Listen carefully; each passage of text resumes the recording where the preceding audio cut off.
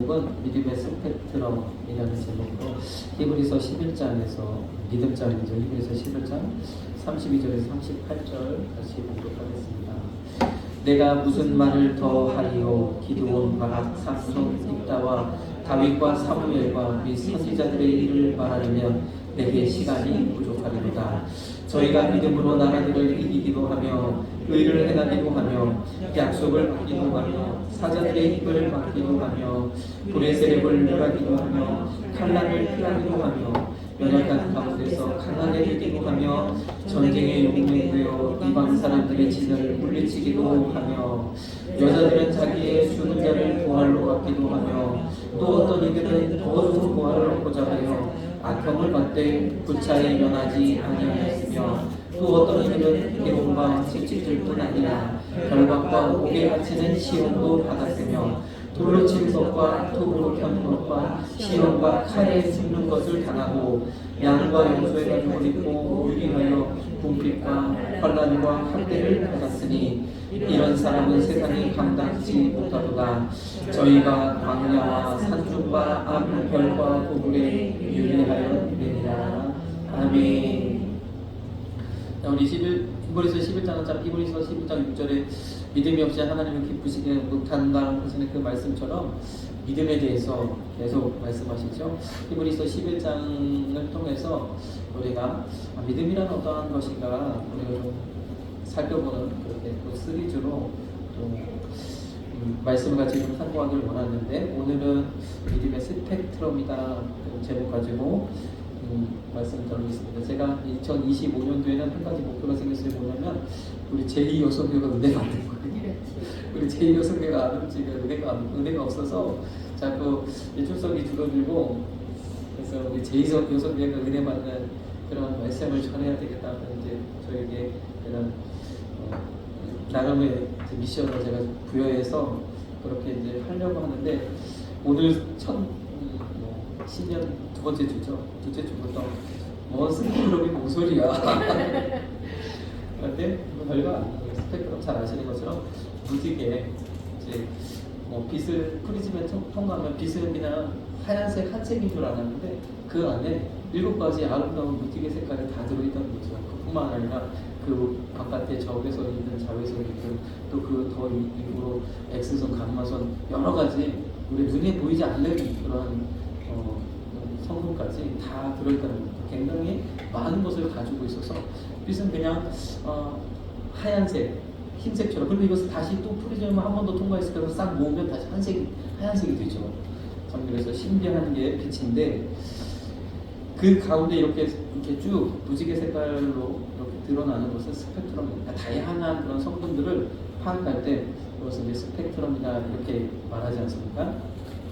그래서 믿음에도 마찬가지로 이쪽 끝에서 저쪽 끝까지 참 다양한 그런 믿음의 형태가 있기 때문에 우리가 그런 믿음의 형태를 특별히 히브리서 11장을 통해서 이 믿음의 형태들을 보면서 조금 더 우리가 믿음으로 사시고 믿음으로 하나님의 그런 축복과 은혜들을 누리는 그런 한 해의 시작이 되기를 바라서 제가 이 말씀을 가져왔습니다. 그래서 믿음의 스펙트럼이다. 그런데 오늘 본문 말씀을 잘 보니까 본문 말씀 히브리서 32절부터 우리가 보았는데요. 35절 말씀에서 흐름의 양상이 잘 바뀌는 것을 우리가 볼 수 있습니다. 저도 이 말씀을 좀 몇 번 제가 이 구절을 인용하면서 저는 말씀을 드렸는데, 여기도 보면 35절부터 그런 변화가 나타나는데, 여기 보니까 여자들은 자기 죽은 자를 부활로 받기도 하며 또 어떤 이들은 더 좋은 부활을 얻고자 하여 악형을 받되 구차히 면하니까 죽음의 자리에서 그냥 피하지 않고 담담하게 받아들였다는 거죠. 구차히 면하지 아니하였다 하면서 이 부활이라는 주제를 중심으로 흐름이 바뀌어지는 걸 볼 수 있어요. 우리 주님도 십자가를 지시기 전에 공생애를 마치시고 이제 우리를 구원하실 이 구원 사역을 완성하시기 위해서 십자가 앞에 서기 전에 어떠한 사역을 하셨냐면 나사로를 살리시는 입성하기 바로 직전에 베다니의 나사로를 살리시는 놀라운 일을 행하셨어요. 그 부활의 기적 이후에 주님의 십자가로 당당히 걸어가셨습니다. 그래서 오늘 히브리서 11장 35절, 36절, 37절 말씀 보면 더 좋은 부활을 얻고자 하여 악형을 받되 하면서 이 분위기가 바뀌어지죠. 처음에는 승리하기도 하고 이기기도 하고 또 사자굴에서 멸하기도 하고 이런 말씀들이 쭉 증거되다가 이제는 상황이 좀 바뀌어집니다. 희롱과 채찍질 그리고 결박과 어깨 다치는 이것을 오히려 간단합니다. 돌로 치는 것, 톱으로 켜는 것, 칼에 죽는 것, 염소 가죽의 옷을 입고 유리하고 궁핍과 환난과 학대를 받는 것. 이거 엄청나지 않습니까? 그래서 이러한 가운데서도 믿음을 잃지 않는. 그래서 이 히브리서 32절부터 이제 38절까지의 말씀은 이것이 믿음이라는 거예요. 믿음의 스펙트럼이 이렇게 여러 가지가 들어있다는 거죠. 이쪽 끝에서 저쪽 끝까지. 우리가 좀 비교해보면 이 믿음 안에는 승리의 내용이 있고요, 인내의 내용이 있다는 겁니다. 33절 보니까 나라를 이기기도 하고 의를 행하기도 약속을 받기도 사자들의 입을 막기도 하는데 다니엘의 이야기가 생각나잖아요. 다니엘과 사자굴. 그런데 36절은 보니까 어떤 이들은 희롱과 채찍질, 이것이 같은 믿음이라는 겁니다. 같은 믿음으로 이와 같은 일들을 당당하게 감당한다는 거예요. 그래서 우리는 어떤 믿음을 가질래 그러면 나는 여기 33절의 믿음을 가질래 보통 이렇게 생각하죠. 그런데 이 믿음이 같은 거랍니다. 내가 33절의 믿음을 가지면 36절의 일도 해갈 수 있고 36절의 믿음을 가지면 34절의 일도 일어난다는 거예요. 그래서 우리가 하나님이 주실 축복을 우리가 생각할 때, 주님이 부어주실 은혜를 생각할 때, 믿음이 동일한 것이구나 생각해보면 하나님이 어떤 믿음 가운데 은혜를 부어주시는지 우리가 깨달을 수 있는 줄 믿습니다. 또 더 비교를 해보면 불의 세력을 멸하기도 하고 34절에 불의 세력을 멸하기도 하고 칼날을 피하기도 하고 연약한 가운데서 강하게 되기도 하고 전쟁의 용맹 이방 사람들이 찌는 물리치고 다윗은 골리앗을 물리치고 그렇죠. 그러한 놀라운 이런 축복. 그래서 이것을 우리는 외적 축복이라고 말할 수 있죠. 외적 축복의 믿음과 그러나 또 돌로 치고 톱으로 펴고 시험과 칼에 죽음을 당함에도 불구하고 그 가운데서 하나님의 이름을 높이고 하나님을 붙들고 승리하는 이 아름다움. 그래서 한 명의 순교로 인하여서 1000명의 그리스도인들이 돌아오는 놀라운 역사가 순교의 역사, 선교의 역사, 교회사이지 않습니까? 우리가 지금도 내 한 자리를 지켜 기도하고 예배하는 이 한 자리를 통해서 하나님은 반드시 꽃을 피우시고 우리 교회의 부흥의 역사를 일으켜 주실 거예요. 내가 담당하고 있는. 그래서 우리 부흥사목사님도 자리가 있다 그랬는데 그 자리가 바로 변화의 자리, 역사의 자리, 믿음의 자리인 줄 믿습니다. 그 자리를 잘 끝까지 지킬 때, 인내할 때, 눈에 보이는 거 없고 손에 잡히는 건 없어도 끝까지 이 자리를 지키고 인내할 때 하나님께서 놀라운 역사를 일으켜 주신다는 거죠. 이러한 내적 축복의 믿음이 다 같은 믿음이라는 거죠. 우리에게 이러한 외적 축복과 내적 축복이 함께 있으시는 저와 여러분들 되시길 소망합니다. 그래서 어떤 이들은 내적 축복은 축복이 아닌 것처럼 여겨져서 그럼에도 불구하고 평안을 누리고 하나님의 은혜 가운데 정말 하나님이 주시는 참 소망과 그 행복을 느끼면서 살아가시는 분들 가운데도 분명한 하나님의 축복임에도 이것을 축복으로 여기지 않는, 그래서 이것이 자칫 한쪽으로 기울어져서 기복신앙으로 흘러버리는 그러한 문제가 있다는 거예요. 그래서 우리가 믿음이 어떠한 것인지를 잘 알면 내게 하나님 복 주셔도 그 주신 복으로 말미암아 하나님께 영광 돌리는 아름다운 일들이 일어나게 될 줄로 믿습니다.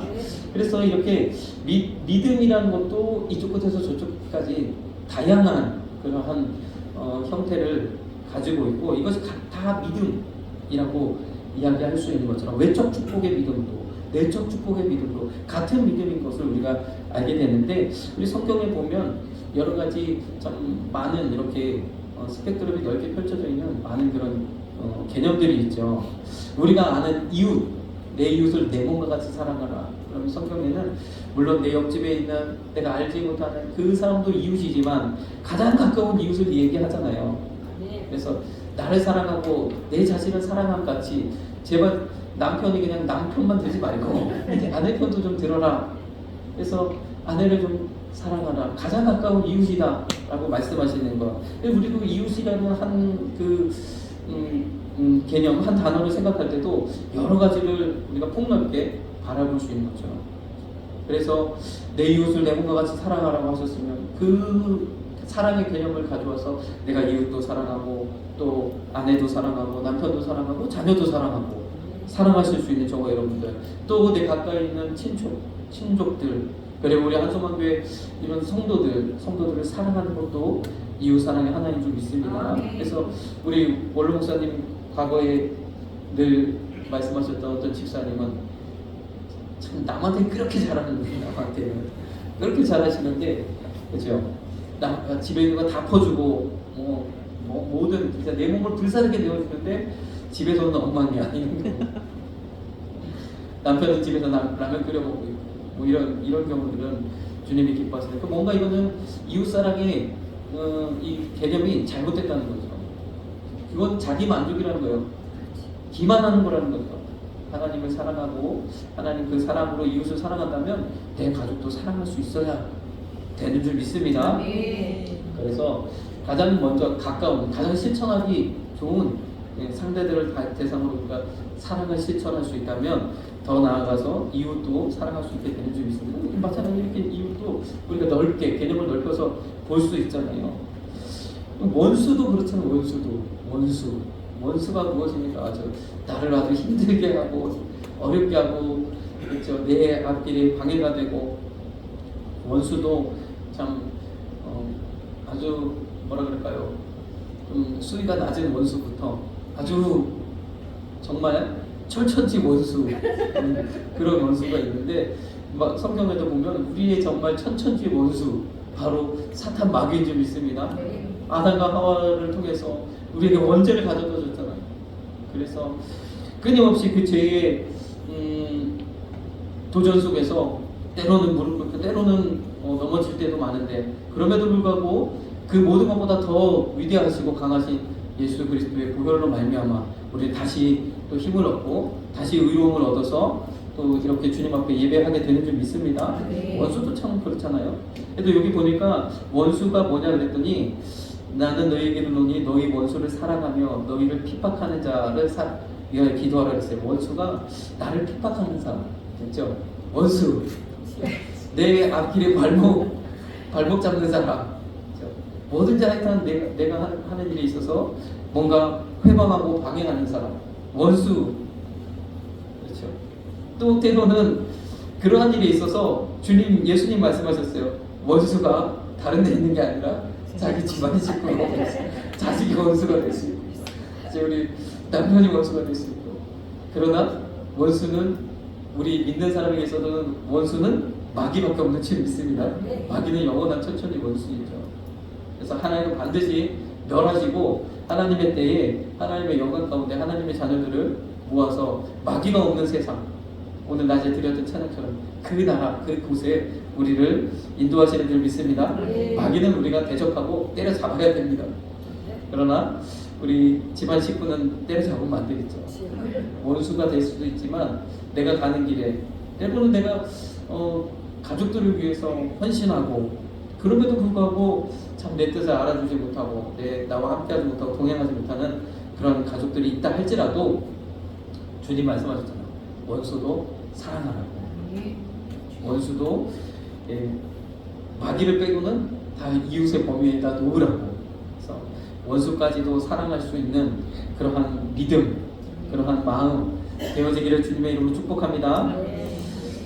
그래서 참 이렇게 여러 가지로 우리가 살펴볼 수 있는 것처럼 믿음도 그렇구나, 믿음도. 그런데 여기 보니까 히브리서 39절 말씀을 보니까 이 부활이라는 이 아주 위대한 사건을 통해서 이 이야기의 흐름이 바뀌어지는 거예요. 믿음의 스펙트럼이 부활을 중심으로 되어지는 것을 우리가 볼 수 있죠. 자, 부활이라는 믿음이 가운데 있고요. 한쪽으로는 외적 축복이, 한쪽으로는 내적 축복이 있다. 부활입니다. 부활. 자, 그래서 외적 축복도 부활하시는 주님 안에서 부활의 능력으로 이루어지는 것이며, 내적 축복도 부활의 은혜로 부활의 능력 안에서 이루어진다는 거예요. 그래서 이 외적 축복의 믿음, 또 부활의 믿음, 내적 축복의 믿음 다 같은 믿음인 줄 믿습니다. 그래서 우리가 이 부활 믿음이 도대체 어떠한 것인가? 부활 믿음을 우리가 가지면 이 모든 축복을 우리에게 하나님이 주실 텐데 35절의 말씀을 보니까 한편에는 부활로 받기도 그랬어요. 그래서 이 하나님께서 이 놀라운 축복을 부활의 믿음, 부활과 같은 그런 하나님의 그 능력, 전적인 하나님의 능력으로 주시기도 하고 또는 더 좋은 부활을 얻고자 하여 이 내적인 축복을 누린다는 거예요. 더 좋은 부활을 위해서. 그래서 부활 믿음은 제가 생각할 때 이렇게 될 수 있을 것 같아요. 부활의 믿음을 우리가 가지면 하나님께서 외적인 축복도 그리고 더 나아가서 더 좋은 부활을 바라보면서 내적인 축복을 주신다는 거죠. 다시 말해서 구약에 있었던 모든 승리의 이야기, 하나님께서 함께 하셔서 적군을 물리치고 골리앗을 물리치고 또 하나님의 그런 의를 드러내고 나타내는 하나님의 영광을 선포하는 이 놀라운 이야기, 구원의 역사, 그 모든 역사는 결국 예수 그리스도께서 부활하셔서 오늘 마지막으로 찬양 중에 다시 사신 주님으로 말미암아 악한 원수 마귀를 우리가 이기고 모든 죄를 씻고 주님의 나라의 그런 백성으로 되어지는 이 놀라운 사건이잖아요. 그래서 이 모든 구약의 사건들은 결국 예수 그리스도의 부활을 의미하고 이것이 결국 믿음, 그 같은 믿음이란 같은 믿음 안에서 부활 믿음이라는 것을 우리가 알 수 있죠. 구약의 모든 사건들을 쭉 따라가 보면 예수 그리스도의 부활을 우리가 경험하게 되고 다시 오실 그날에 너희를 살리리라 하신 더 좋은 부활을 우리가 바라보며 내적 축복도 감당하게 되는 줄 믿습니다. 그래서요, 이 부활의 믿음은요, 하나님께서 우리 삶을 축복하실 뿐만 아니라 더 좋은 부활을 향한 내적 믿음에까지 나아가게 하시는 줄 믿습니다. 내적 축복에까지. 그래서 우리가 이 부활 믿음을 좀 잘 살펴봐야 되는데, 그러면 부활의 믿음은 어떠한 것일까? 오늘은 벌써 말씀이 후반부에 다 왔습니다. 일찍 끝날 것 같은 분위기가. 자, 부활 믿음은 그래서 정신을 바짝 차리고 얼마 안 남았으니까 이 마지막에 주시는 말씀을 잘 들으시고 또 그 믿음 가운데 나아가시는 저와 여러분 되시길 소망합니다. 자, 부활의 믿음을 우리가 알기 위해서 이제 부활의 믿음은 다른 것이 아니라 부활하신 주님과 연합됨을 통해서 우리가 누리는 믿음이라 그렇게 우리가 볼 수 있습니다. 자, 보면 로마서 6장 5절 말씀 보니까 만일 우리가 그의 죽으심을 본받아 연합한 자가 되었으면 또한 그의 부활을 본받아 연합한 자가 되었다. 예수 그리스도 예수의 보혈로 말미암아 내가 하나님의 새 생명을 누리는 죄사함을 받은 하나님의 자녀가 된 것을 믿는 저와 여러분들은 또한 주님 다시 오실 그날에 부활의 소망까지도 가질 수 있다, 갖게 되어진다라고 하는 거죠. 주님이 온전히 내 안에 연합되어져서 내가 십자가에서 나를 죽고 다시 사시는 주님과 함께 새 생명을 누리는 그러한 삶으로 되어짐과 같이 부활까지 연합된 자가 되어야 되는 줄 믿습니다. 그럼 로마서 8장 11절 말씀 보니까 예수를 죽은 자 가운데서 살리신 이의 영이 너희 안에 거하시며 그리스도 예수를 죽은 자 가운데서 살리신 이가 너희 안에 거하시는 그의 영으로 말미암아 너희 죽을 몸도 살리시리라. 생각해 보세요. 우리의 이 썩어질 육신, 정말 흙으로 돌아갈 수밖에 없는 이 육신도 주님이 살리신다는 거예요. 새 생명으로 주신다는 거예요. 도저히 상상할 수 없는, 우리가 여러 가지 자연 법칙으로 설명할 수 없는 그러한 하나님의 놀라운 그런 일인 줄 믿습니다. 기적의 역사인 줄 믿습니다. 우리 죽은 몸도 살리시는데 우리 인생도 살리시고 우리의 문제 가운데서도 우리를 건지시고 우리의 질병도 고치시는 그러한 주님이신 줄 믿습니다. 그 주님을 믿는 믿음 안에서, 그래서 우리가 부활 믿음을 좀 알기 위해서 사도 바울이 늘 고백했던 것처럼 나는 주의 죽으심을 본받아 어찌하든지 부활에 이르려 한다. 이 부활까지 연합되기를 원하는 이 사도 바울의 고백을 우리가 잘 살펴보면서 부활 믿음이 어떠한 것인지를 좀 살펴보도록 하겠습니다. 빌립보서 3장 10절 이 말씀 우리 같이 한번 읽어보겠습니다. 내가 그리스도와 그 부활의 권능과 그 고난의 참여함을 알려하여 그의 죽으심을 본받아 어찌하든지 죽은 자 가운데서 부활에 이르려 하노니 했어요. 내가 이미 얻었다 함도 아니요 온전히 이루었다 함도 아니라 오직 내가 그리스도 예수께 잡힌 바 된 그것을 잡으려고 쫓아가노라.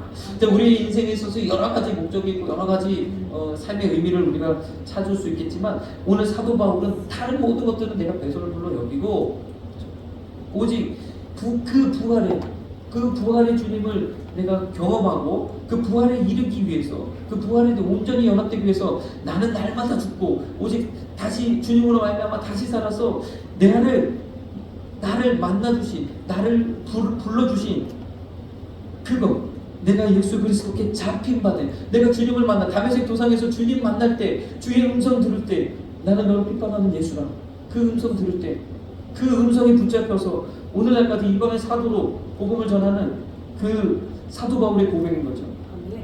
그것을 잡으려고 쫓아간다. 그 예수님의 음성 나를 부르신 그 음성 그때의 그 감격 그 은혜를 기억하면서 그것을 잡으려고 쫓아가노라 이야기하고 있는 줄 믿습니다. 13절 말씀 보니까 우리가 진짜로 우리 인생 가운데 여러 가지 목적이 있겠지만 나를 부르시는 하나님의 그 음성에 우리가 귀를 기울이고 그 일을 행하시는 저와 여러분들에게 소망합니다. 네. 그러면서 13절에 형제들아 나는 아직 내가 잡은 줄로 여기지 아니하고 오직 한 일 즉 뒤에 있는 것을 잊어버리고 앞에 있는 것을 잡으려고 표대를 향하여 그리스도 예수 안에서 하나님이 위해서 부르신 부름의 상을 위하여 쫓아가노라. 아멘. 자, 우리가 인생을 살아가면서 여러 가지 상을 받을 수가 있을 텐데 얼마 전에 우리 대한민국에서도 이제 그 노벨 문학상이 나왔잖아요. 노벨 평화상이 나왔고 노벨 문학상이 나왔고 이제 어느 정도 대한민국이 이제 좀 이런 수준이 좀 돼서 웬만하면 그분 책을 저는 참 그렇게 감명 있게 읽지는 못했는데 다 읽지도 못했고 그랬는데 좀 편견이 좀 있어서 그리고 좀 예술적인 부분들이 좀 있어서 그렇게 다 읽지는 못했는데 깜짝 놀랐어요. 이제 문학상을 받았다 그래서 노벨 문학상을 받았다 그래서 참 감사한 일이죠. 그래서 이제는 어느덧 노벨 생물학상, 노벨 물리학상 이런 여러 노벨상도 나올 때가 되지 않았나. 우리 자녀들 가운데도 그런 놀라운 은혜가 있었으면 좋겠습니다. 어쨌든 우리 대한민국 그 정도 수준이 참 되어진 것 같습니다. 그런데 참 저와 여러분들은 이제 무슨 상을 기대할 수 있나요? 이제는 내가 무슨 상을 기대할 수 있지? 학교에서 개근상도 이제는 끝났고 무슨 상을 우리가 기대할 수 있을까? 하나님이 부르신 여기 보니까 부르신 부름의 상이다 그랬어요. 하나님이 나를 부르실 때 주셨던 그것이 내게 주실 상급이라는 거죠. 그것을 향해서 쫓아가시는 저와 여러분이 되게 소망합니다. 이것이 바로 부활의 믿음이다. 부활의 믿음을 가지고 하나님이 나를 부르신 목적을 향하여 달려가는 것. 자, 여기 12절과 14절 말씀을 보십시오. 오직 내가 그리스도 예수께 잡힌 바 된 그거 주님이 나를 부르신 그 부르실 때의 그 음성을 내가 기억하고 그 감격을 내가 기억하고 그때 나를 다시 살게 하신 나에게 새 생명을 주신 그 목적이 무엇인지를 깨달아서 그것을 향해서 그것을 표대로 삼고 그것을 향해서 달려가는 것 그것이 가장 높은 상급이라는 것 위에서 하나님 주신 그 상급을 향하여 나아가시는 저와 여러분 되시길 소망합니다. 이것이 부활이 믿음이라는 거예요. 부활이니까 그러면 어떻게 돼요? 나는 죽고 주님이 사셔야 됩니다. 날마다 사도 바울이 날마다 죽노라 한 것처럼 날마다 내 의지를 내려놓고 6일 동안은 열심히 여러분들이 사시고요. 주일을 와서 다 주님 앞에 내려놓고 주의 음성에 귀 기울이시는 저와 여러분들 되시길 소망합니다. 자, 그러면 그 앞절을 빌립보서 3장 8절에서 9절 말씀을 통해서 무엇이 부활 믿음에 이르게 하는가를 우리가 보겠습니다. 여기 보니까 사도 바울이 이 부활에 참여함 부르신 부름의 상을 위하여 쫓아가노라 그 말씀 이전에 자기가 무엇을 어떻게 했는지를 고백하고 있는 몇 8절에서 볼까요? 자, 모든 것을 회로 여김은 내 주 그리스도 예수를 아는 지식이 가장 고상함을 인하리라. 사도 바울이 얼마나 박식합니까? 공부를 많이 했습니까? 가장 유명한 곳에서 가장 유능한 교육을 받았는데요. 그 모든 것 다 배설물로 여기다. 배설물. 우리 아이들이 말하는 것처럼 응답에 여기다는 거죠. 배설물로 여기고, 배설물이라고 하니까 좀 안 와닿잖아요. 뭐처럼 여기고, 예수를 아는 지식이 가장 보상하다는 거죠. 우리가 세상적으로 뭐 성공하는 방법, 돈 많이 버는 방법, 뭐 하는 방법, 수많은 이야기들을 듣지만 예수를 아는 지식이 가장 높은 차원의 그 지식인 것, 지혜인 것, 이것을 깨달아야 될 줄 믿습니다. 예수를 아는 지식과 또 그리스도를 얻고 그 안에서 발견되는 하나님과의 연합, 그리스도가 내 안에, 내가 주님 안에 있는 그 은혜, 그리고 믿음으로 얻는 의라는 거예요. 하나씩 한번 보겠습니다. 이게 많이 남았네. 죄송합니다. 첫째는요, 예수를 아는 지식이 최고야. 이거 깨달으시고, 저도 참 놀랐어요. 저도 어릴 때부터 우리 목사님, 우리 원로 목사님도 말씀을 얼마나 강조하십니까? 그래서 저도 우리 아버지 밑에서 계속 말씀 훈련을 받아서 성경 퀴즈는 어디 가서 내가 지지 않는 거예요. 어디 가든지 뭐 크게 공부하지 않아도 성경 퀴즈 하면 뭐 거의 1등 항상 1등 했습니다. 그런데 그렇게 말씀하는 데 있어서도 이 성경은 정말로 엄청난 보화가 담깁니다. 그래서 많은 지식인들이 고백하는 거예요. 우리 최고의 지성이라고 여기는 지금은 자꾸어졌지만 이어령 우리 전 장관님도 마찬가지잖아요. 지성에서 영성으로 가고 하나님을 아는 지식이 최고라는 것을 깨달았다는 거죠. 지식의 보고가 이 성경이라는 지혜의 보고가. 예수를 아는 지식이 가장 보상함. 최고 예수를 아는 그 지식, 이 말씀이 가장 최고의 가치인 것을 믿으시고 고백하시는 저와 여러분 되시길 소망합니다. 여기 부활의 믿음이 여기다. 그래서 로마서 10장 17절에는 믿음은 들으면서 난다는 거죠. 말씀을 열심히 들으시고 읽으시고 어찌하든지 말씀이 사는 방법이면 말씀이 축복의 최고의 방법이라고 여기시고 말씀 가운데로 나아가시는 저와 여러분들 되시길 소망합니다. 말씀 속에서 누리는 진리는 나를 살게 하는 거예요. 내 생명이 되는 거예요.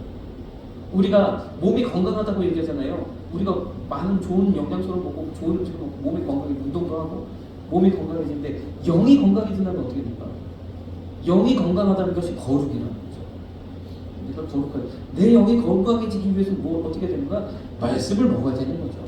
예수님도 나를 먹으라 말씀하신 것처럼 말씀을 먹어야 내 영이 강건해지는 줄 믿습니다. 진리를 알지니, 그래서 진리를 알아야 된다. 그러면서 36절에는 예수님이 아들이 너희를 자유케 하시리라. 진리는 곧 예수 그리스도인 줄 믿습니다. 또한 성령을 통해서 말씀하여 주죠. 그냥 우리 이 말씀은요 그냥 읽는다고 해서 무슨 무역하는 사람들은 성경을 잘 알아야 된다고 그러고 외국인들과 대화하기 위해서는 그들의 생활의 그런 문화가 기독교 문화이니까 성경을 알아야 된다고 해서 성경을 피상적으로 공부하기도 하고 그러는데 또 여러 가지로 성경을 연구하기도 하고 그러는데 그렇게 한다고 해서 진리가 되지 않는다는 거죠. 오직 성령님이 깨닫게 하시고 조명케 하시는 그 은혜가 있어야 될 줄 믿습니다. 오히려 더 기네. 지금 두 번째는 예수님과 연합되는 것. 늘 말씀드리지만 주님과 연합되는 것인 줄 믿습니다. 자, 연합되는 것은 가지가 포도나무에 붙어 있는 것. 여기 보니까 열매를 맺지 않는 가지가 있어요. 열매를 맺지 않는 가지는 잘라버린다는 거. 왜 그래요? 이거는 가지가 나무와 연합되지 못했다는 거. 붙어있지 못하니까 붙어있기만 하면 열매를 자동적으로 맺힌다는 겁니다. 여러분들 전도 열심히 하려고 안 써도 붙어있기만 하면 전도 열매가 맺혀지고 붙어있기만 하면 기도 응답이 되어지고 붙어있기만 하면 복이 임한다는 거예요. 붙어있는 것, 연합되는 것. 그래서 붙어있지 않으면 연합되지 못했기 때문에 잘라버리시겠다는 거죠. 붙어있기만 하면 저절로 가시를 밀어나는 거예요. 그래서 주님이 내 안에, 내가 주님 안에. 그래서 붙어있다는 것은 어떤 목사님 그러시죠? 붙어있다는 것은 기도한다는 것이고 기도하지 않는다는 것은 내가 주 하나님하고 붙어있지 못하다. 기도한다는 것은 붙어있다는 것이고 양분을 빨아서 내가 성장한다는 것은 양분이 말씀이 통한다는 거예요. 말씀이 내 심령을 때리고 말씀이 내게 은혜를 주시고 말씀이 나를 변화시키는 그 은혜를 경험한다는 거예요. 것인 줄 믿습니다. 이렇게 하나님과 연합되는 것, 예수님과 연합되는 것. 또 한 가지는요, 마지막으로 오직 그리스도를 믿음으로 말미암은 것이니 곧 믿음으로 하나님께로서 난 의다, 의로운 삶으로 나. 예수님을 믿는 저와 여러분들은 의로운 삶으로 나아가야 되는 줄 믿습니다. 로마서 6장 1절에 주님이여 우리의 죄를 단번에 다 사용하셨기 때문에 이제는 야 자유다, 뭐든지 상관없구나. 죄에 구할 수 있습니까? 그럴 수 없다는 거죠. 예수와 함께 죽은 우리가 어떻게 더 죄에 구할 수 있겠느냐. 그럴 수 없느니라. 죄에 대하여 죽은 우리가 어찌 그 가운데 더 살리요. 그러면서 계속 말씀합니다. 자, 예수와 함께 세례받은 것, 죽었다가 다시 사는 것, 물속에 들어갔다 나오는 것이 세례의 의미인데, 근데 우리는 그냥 머리 위에다 물을 찍어서 놓지만 이 의미는 물속에 들어갔다 나온 것을 의미하는 거예요. 물속에 들어갔다 나왔다는 얘기는 주님과 합하여 죽었다가 주님과 합하여 다시 사는 그 은혜, 그것을 의미하는 것인 줄 믿습니다. 이것을 의식으로 우리는 해갔지만 그와 같은 일이 영적인 차원에서 이루어졌음을 주님께서 말씀하고 있는 줄 믿습니다. 그래서 6장 4절에는 그의 죽으심과 합하여 세례를 받음으로 그와 함께 장사되었나니, 그래서 쭉 말씀하시고 우리로 또한 새 생명 가운데서 행하게 하려 합니다. 우리에게 하나님께서 하나님의 거룩함을 본받아 하나님의 의로움을 본받아 의로운 삶으로 나아가길 원하시는 줄 믿습니다. 그래서 우리를 이렇게 믿음 안에서 새로운 이 새 생명의 삶, 의로운 삶으로, 그래서 연약하고 부족하지만 늘 날마다 죄와 싸우며 하나님 기뻐하시지 아니하는 것들은 과감하게 내려놓고 더욱더 하나님께 나아가고자 하는 그 믿음, 그것이 우리를 부활의 믿음으로 이끄는 줄 믿습니다. 오늘 이 세 가지, 저도 참 기억력이 약해가지고, 맞아, 예수님을 아는 지식, 예수님을 아는 지식, 최고의 가치인 것. 두 번째는 예수님과 연합되는 것, 붙어 있는 것, 기도하고 말씀을 통하여 하나님의 그러한 은혜를 누리는 것. 예수님을 믿고 의로운 삶으로 나아가기를 힘쓰시고 애쓰시는 저와 여러분들 되시길 소망합니다.